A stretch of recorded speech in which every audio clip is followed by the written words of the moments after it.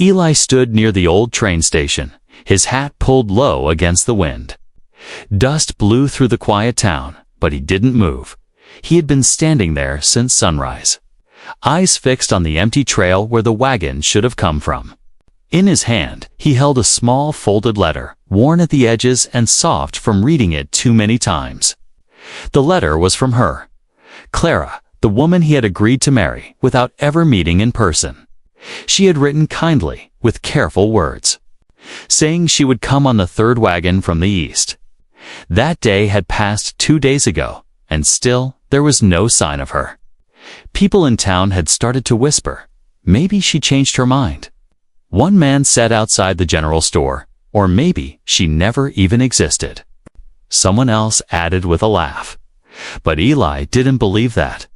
He remembered how real her words felt, how she described her fear, her hope, and her dream to start a new life far away from the pain she had known. The station master, an old man with a long white beard, finally spoke to him. "Son, you've been here too long," he said gently. "No new wagons came. None do this week either." Eli didn't answer right away. Instead, he looked to the horizon as if the dust would part and bring her silhouette into view. But the trail stayed empty and the sun sank lower in the sky. He went back to his small cabin that night, but sleep didn't come. His heart ached, not just from worry, but from something deeper, something he couldn't explain. He had written her letters too, shared his life story, even drawn a little picture of the valley they would live in. She said she loved it, said it looked like freedom. Now that hope felt like a dream fading too fast. At sunrise, Eli rode into town again, this time to the sheriff's office. "There's been talk of a wreck," the sheriff told him, scratching his beard. "Wagon went off the trail up north past Snake Ridge. No bodies found, but wolves have been howling." Eli's jaw tightened. Something inside him burned fear. Anger and determination all mixed together. He nodded once, turned around, and rode off without another word. He packed supplies, tied his rifle tight on the saddle, and left before noon. The trail was rough, dry, and twisted through rocks and hills. But Eli had grown up here. He knew these lands like his own skin. It didn't take long before he saw signs. A cracked wheel spoke under a bush, a scarf caught on a low branch, a broken crate torn open by animals. The wreck was real, and it had happened recently. But there were no tracks heading back to town, no blood on the ground, just signs of panic. His fingers brushed over a torn piece of cloth near the river. It looked like part of a dress. He picked it up, held it close, and for the first time, he whispered her name out loud. "Clara." He set up camp nearby, too restless to sleep. Coyotes howled in the distance, but he didn't flinch. He stared into the fire. Remembering one part of her letter, he kept reading again and again. "If I don't make it to you, Eli, please know I tried." She had written. That line now felt like a warning, not just a soft goodbye. Eli didn't believe in giving up. He had lost family before, had fought for every inch of land he owned. Now he was going to fight for her, too. Not because she was promised to him, not because of letters, but because no one else would come looking. And he refused to let her story end in silence, as the fire died to embers. He looked toward the trees where the trail bent out of sight. He would go farther in the morning, deeper into the unknown. The bride never came, but Eli would find her, or he'd never stop trying. Eli woke with a tight grip on his rifle and cold air biting through his coat. The forest was quiet, but heavy. Like it was hiding something, he poured water into his canteen and looked down at the torn cloth in his hand. It was real. Clara had been here. Somewhere between the letters and the silence, something terrible had happened, and he had to keep moving. Before the trail vanished completely, the sun rose through thin clouds as Eli rode further up the winding pass. The trail was narrow now. Just enough space for a wagon to roll through. His horse slowed as the rocks turned sharp and loose. That's when he saw a wooden plank scattered down the slope. one half of a wheel wedged between two trees, a busted trunk with clothes spilling out. Some clean, some torn, some with dried blood on the edges of Eli's breath. Caught, he climbed down and searched. Every piece under a blanket, he found a metal hairbrush with initials carved in the handle. C.W. Clara Wren. His heart punched against his ribs. She had made it this far. But something had stopped the wagon from reaching town. He followed the wreckage. Along the broken trail, it twisted down a sharp hill where he found deep marks in the dirt, like hooves, and dragging wheels suddenly stopped then. He saw the blood, not much, just small splashes on a stone, but enough to tell a story someone had been hurt and left no trail back alive. Scanned the area, the forest grew thicker ahead. No signs of bodies, no fresh graves. Only silence and wind brushing leaves, like whispers. He found something else. A small shoe. Too small for Clara, not a child's, but narrow. Like it belonged to a woman with thin feet, he crouched low and picked it up. The sole was torn, there were fresh scuff marks. Like someone had run barefoot, and desperate, he followed the marks, not wagon tracks, but soft footprints in the dirt half. Covered by wind and time, they led off the main trail and into the trees. She had escaped the wreck she had tried to survive. Lee felt something cold in his chest. What if she was still out here alone, injured or worse? He moved faster now. No time to waste. The forest grew darker as the trees closed in. He saw broken branches, signs of someone crashing through them, and more blood this time, on a leaf. Still red and wet, not old, not dry, she was near. He called out Clara, his voice cracked through the trees like thunder. No answer came back, but a crow burst from the branches ahead. He walked now carefully, listening for every sound. His boots crunching leaves, his heart pounding louder than his steps. A soft sound stopped him, like a moan, barely a whisper. He turned sharply, raised his rifle, then slowly lowered it. There was something under the bush, covered in leaves, a figure, curled up tight. Not moving, but not dead. He rushed forward and knelt down. It was her Clara. Her face was pale, her hands were scratched and bleeding. One arm was wrapped tight in fabric, improvised bandage soaked through her eyes. Fluttered, then opened. She looked at him, confused, scared. Then tears filled her eyes. She tried to speak, but no words came. Lie didn't wait. He pulled her close, wrapped her in his coat. She was cold, too cold, but she was alive. He whispered, "It's me, Eli. You made it. You held on." She gripped his shirt with weak fingers, then leaned against him like she'd been waiting forever. Eli looked around. The forest was too open, too exposed. He had to move her. He lifted her gently. Her breath was shallow. Her eyes half closed again, but she was safe in his arms. Now he didn't know who hurt her, or why they left her to die, but he would find out. He would protect her, and he would never let her be alone again. Asterisk. The wind howled through the mountain trees as Eli carried Clara in his arms. Snow had begun to fall. Soft and quiet like ashes from a cold fire, each flake landed on her skin and melted. Fast, but Eli saw how pale she had become. He wrapped her tighter in his coat. Her head rested on his chest, eyes closed, breaths slow but steady. He could not stop moving. The forest was no place to rest. Not now, not with shadows watching from the trees. Every sound made him look twice. Every branch that cracked made him hold her closer. Someone had done this.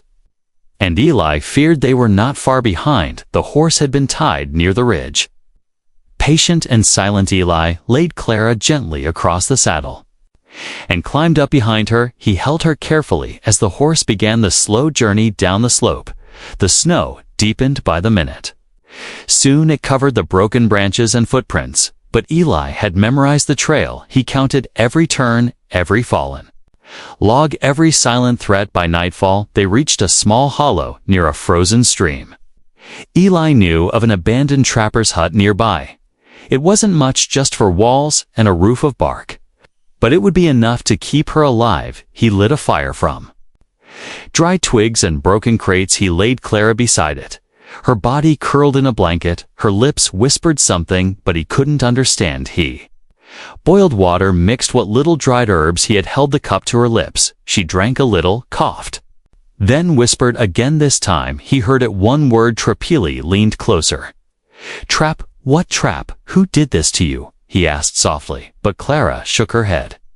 Her eyes filled with fear. Her hands reached for him. She was too scared to speak. He stayed beside her all-night rifle near fire, strong mind racing. He replayed everything: the torn wagon, the trail of blood, her word trap. It didn't feel like a simple accident anymore. Before dawn, he heard movement outside, not an animal too heavy to careful. He stepped out with his rifle raised, eyes sharp. Nothing, just trees and snow. But deep in the whiteness, he saw it, footsteps, fresh, leading away from the huts. Someone had come close, watched, then left, and they were trying not to be found. Lee's breath turned to steam in the cold. He followed the steps just far enough to know the truth. They were made by boots, not hooves, not bare feet. Someone had tracked him, then slipped away into the woods. He returned to the hut and sat near Clara. She was still breathing, still trembling, but alive. He stroked her hair gently. She opened her eyes. Tears clung to her lashes. You came, she whispered. I thought I'd die out there. They left me to freeze. I crawled from the wreck.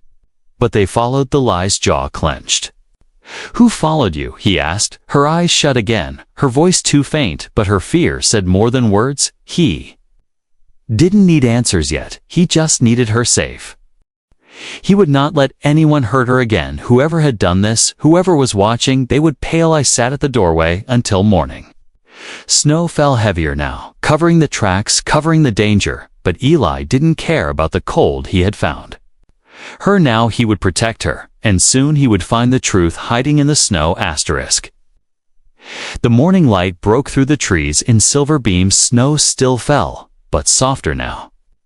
Eli stepped out of the old trapper's hut and listened. The woods were quiet. Too quiet for comfort. No birds, no cracking branches, only the slow drip of melting snow from the roof. He had not slept. His eyes were heavy but sharp. Inside, Clara still lay wrapped in blankets. Her breathing steadier, color had returned to her face. But her fear had not faded. She flinched every time the wind blew against the door. She whispered things in her sleep, names, cries, pleading for help.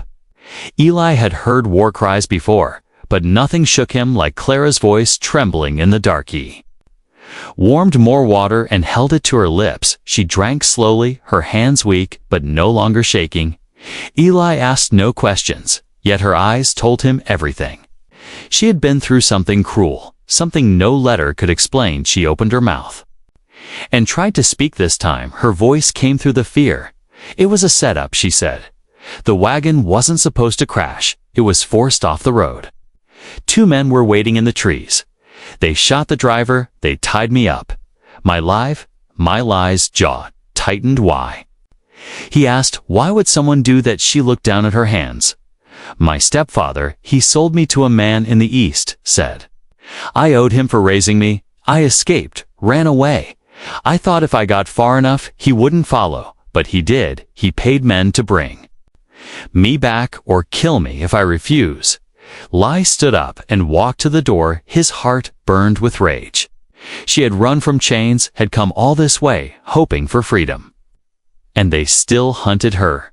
He stepped outside. The wind hit his face like knives. He looked down the trail. Snow had almost buried the footprints from the night before, but he remembered where they led. He followed the edge of the trees, his rifle ready. Every shadow looked like danger. Every whisper felt like a warning. He found something behind a fallen log, a piece of torn fabric, boot prints in a circle like someone had waited there for hours. Watching, Lai scanned the trees, but saw no one. Still, he knew they weren't gone. They were planning, waiting for Clara to move, waiting to finish what they started. He returned to the hut. Clara sat up when he entered. She looked stronger, but fear still danced in her eyes. He knelt beside her and took her hand. You're safe now, he said, but someone is out there, and they're not done.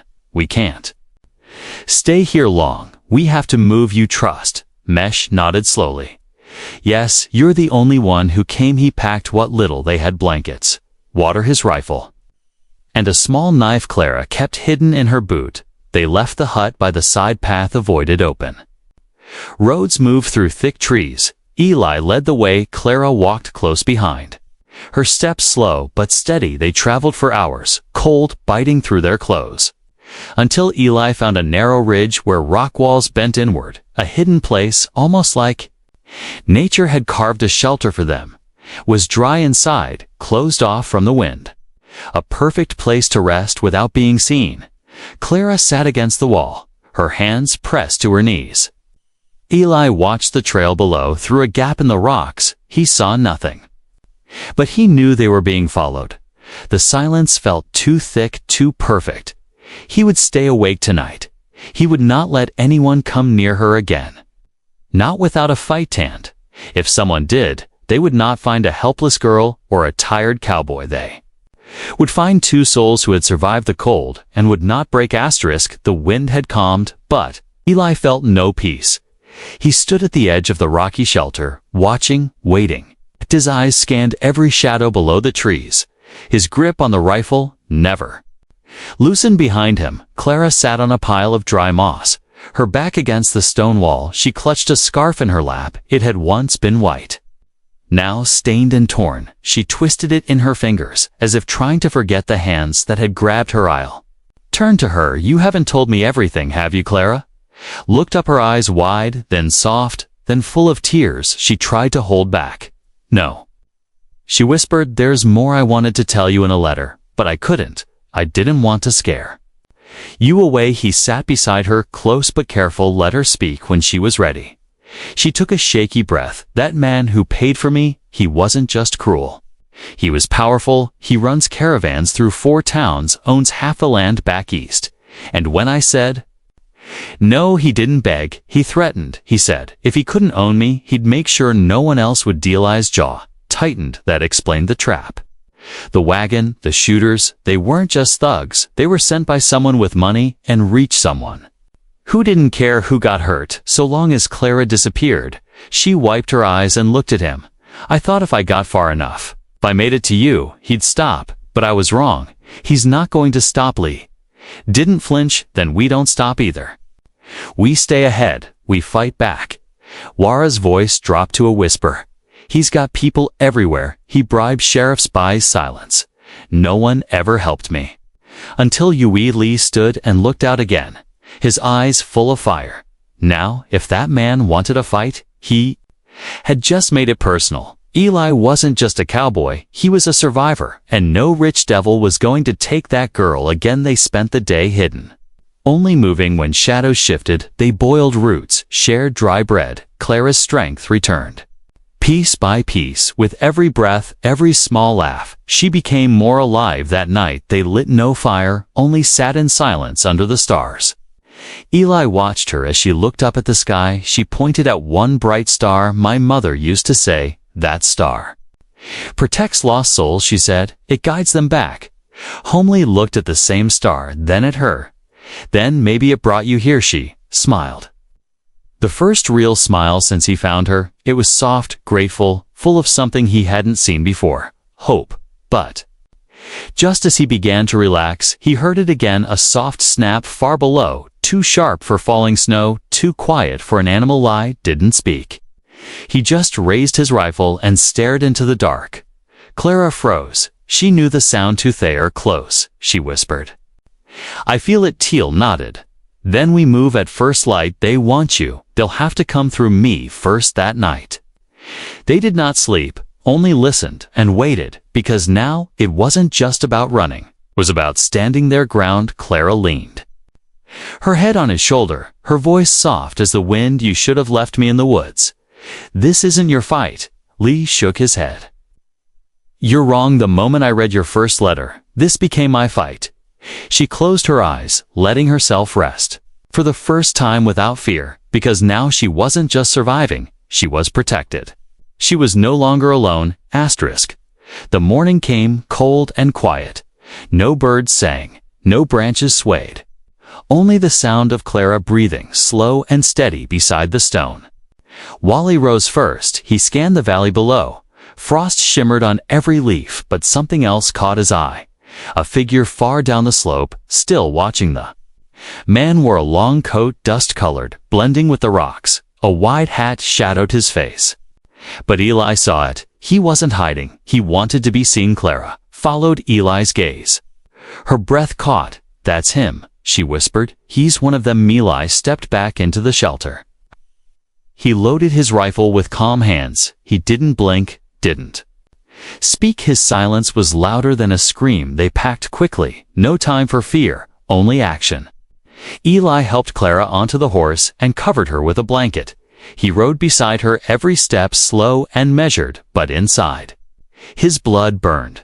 They didn't take the trail. They moved through thick brush, over cold streams, across jagged rocks. Clara gripped his coat with weak hands, but her eyes never left the path. A headers passed. Snow began to fall again, light but steady. It covered their tracks, but it also covered the land, made it harder to see, harder to hear.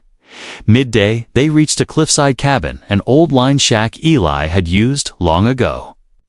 Hidden between tall pines, its walls crooked, its roof patched, but it would do inside. It was dark and still. Dust floated in the sunbeams through cracked boards. Eli lit a fire, just big enough for warmth. He stood at the window with his rifle in hand, watching the woods. Clara sat beside the flames, her hands shaking as she rubbed them together. Her voice broke the silence. "He doesn't care who he hurts," she said, "as long as he brings me back." He didn't turn, he just listened. "He owns judges, sheriffs, even men who wear church robes," she continued. "He says he bought me fair, that I'm property, not a person." Eli finally turned. "Not out here," he said. "Not while I breathe." The wind howled through the cracks. Night came fast. Too fast. Eli sat in the corner, back against the wall, rifle resting on his lap. Then, just before midnight, he heard Ida creak on the porch, soft, careful, followed by silence. Eli stood silent as a ghost. He stepped to the door, pressed his shoulder to the frame, listened. A knock came. 3 slow taps, then a voice, smooth, calm. "Cruel, I know she's in there," the man said. "Just hand her over. She belongs to someone." Eli didn't answer, didn't move. The fire crackled behind him. The voice continued, "You're just a cowboy. Don't be stupid. She's not worth dying for." Clara stood up, her face pale but strong. She walked beside Eli. Her fingers touched his arm. He looked at her, then back at the door. Then he spoke. "She doesn't belong to anyone. And if you try to take her, you'll find out what it feels like to lose everything." Silence. Then a laugh, low, cold like metal grinding on bone wheel. "Be back," said the voice with more than words. Footsteps faded. Snow crunched. Then Ganila didn't relax, not even for a second. He stayed up the rest of the night, watching the trees, listening for shadows. Clara sat beside him, her head resting on his shoulder. She didn't sleep, but she wasn't afraid anymore, because that night, for the first time in her life, someone stood between her and the monsters. The sun hung low over the mountains. Its last light painted the sky with fire and ash. Eli stood outside the cabin, his boots firm in the snow, his rifle loaded and ready inside. Clara sat near the back wall, her breath steady. Her hands gripped the knife Eli had given her. She didn't want to be a victim anymore. Not tonight, not ever again. They both knew the man would return, but he wouldn't come alone. The way he spoke, the calm in his voice, it meant he had men, and he was sure he would win. Eli had no fear. Not because he was stronger, but because he had something to protect, something he'd die for. As the last rays of sun touched the treetops, Eli saw movement, shadows between the trunks. Careful, slow. 3 men came forward, not just the one from last night, but to others, guns on their belts, eyes cold and sharp. They stopped 20 paces away. The leader stepped forward, same long coat, same cruel smile. "This is your last chance," he called out. "Hand her over. No one else needs to bleed." Lee Lil raised his rifle. It shook only a little. "You already made her bleed. You already tried to bury her in the snow. Now you came to finish it, but I'm still standing." The man chuckled. "You're outnumbered. You're outgunned. This isn't a story where the cowboy wins a lie. Stepped forward, then make your move. Let's end it right now. Single heartbeat passed. Then the man raised his hand. The others reached for their guns. Eli fired. First, the crack of the rifle shattered the still air. One man fell before his gun cleared the holster. Eli ducked behind a tree as bullets tore through Barclair, crouched inside her, breath tight in her chest. She heard the shots, the shouts, the cries. She wanted to scream, to run, but her legs didn't move. Instead, she crawled toward the front, gripping the knife like it was the only thing keeping her alive. Eli moved fast. He rolled behind a log, reloaded. Fired again. The second man dropped, crying out as he grabbed his side only. The leader remained, his gun aimed at the cabin. "You don't get to win," he shouted. "You're just dirt. She's mine." Eli stood. "No more hiding. No more running." "Not today," he said. "You want her? Come and take her." The man roared and fired, but Clara was already moving. She burst through the door, knife in hand, screaming, tears pouring from her eyes. The man turned too late. She slammed into him. The blade sank deep into his arm.